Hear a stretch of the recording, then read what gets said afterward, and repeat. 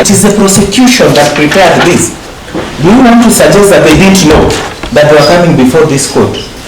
The court, and it will only be fair for you to have all the facts. Getting acts of terrorism, acts of holding illegal firearms, acts of having ammunition, all contrary to the law.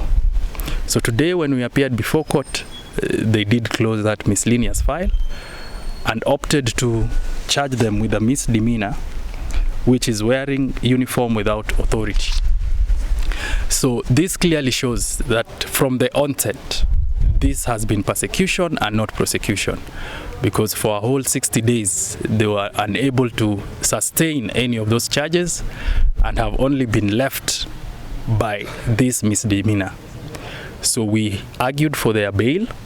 They are now out on bail, and we shall proceed with the hearing of this matter to the very end so that we can show Kenyans and the whole world their innocence. It is not a crime to fight brutality. It is not a crime to fight impunity. That is all they were doing, or that is all they are being accused of. Initially, they had been released on a cash bail of 50,000. Today, we have been able to demonstrate before court that they have been faithfully attending court, and further, that they have shown good character since they were brought before this court. And finally, that offense is a misdemeanor that attracts a fine of only 600 shillings. Or the other option is to forfeit the said regalia to the state, if indeed it were true, which is not true, because they have not told us which discipline force whatever regalia they are wearing belongs to.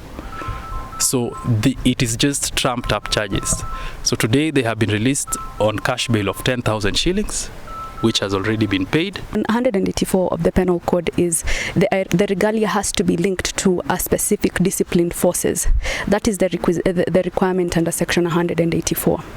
The other thing the court had said is that, you know, the investigative bodies have to be very clear in their investigative activities. It cannot be a witch hunt. And the fact that this is the only charge they've been able to gather, the fact that the only material they have is enough just for a misdemeanor, tells you, I think, that there's not really much there. Like my co-counsels have said, we shall fight this one to the very, very end and show the country that indeed what was happening to Patrick Osoi and Hiram and Shakur is really just persecution, and the state using its might because it can. So unless it can be shown that the uniform that they were wearing is linked to a specific disciplined forces, which we are still waiting for them to tell us about, then that the charge itself cannot be sustained, cannot carry to the very end to secure a conviction. But like we said, we are ready to fight it. But what we say is that in itself is injustice to these people who find themselves in court. You parade them in court as criminals, and you don't have the decency to provide evidence as to the same. So a day has to come that when Kenyans will seek redress for maligning their names, their image. Some of them, like the one beside me, is Osoi the 6th. So you have to give him, as a party leader and also a presidential candidate, the respect he deserves. And I do believe that at the end of the day, all this will come clear in the due course of time. I would just want to state this is to the executive that it is wrong to weaponize security agencies in this country. It is wrong to weaponize even poverty so that you can use it to lure the citizens of this country.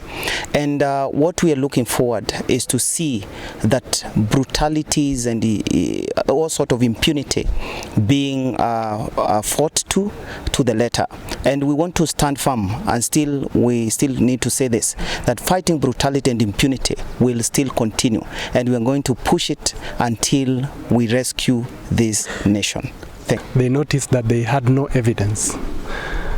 Owing to the background of what happened, I think the state was in panic, and they were picking anyone and everyone to show the nation their might. But this being a country where we are guarded by the rule of law and the constitution, it is bare today that the state actually had nothing against our clients, and what they could bring is just a misdemeanor, to which still they will not sustain based on the evidence they have. I almost told you, but the fact is,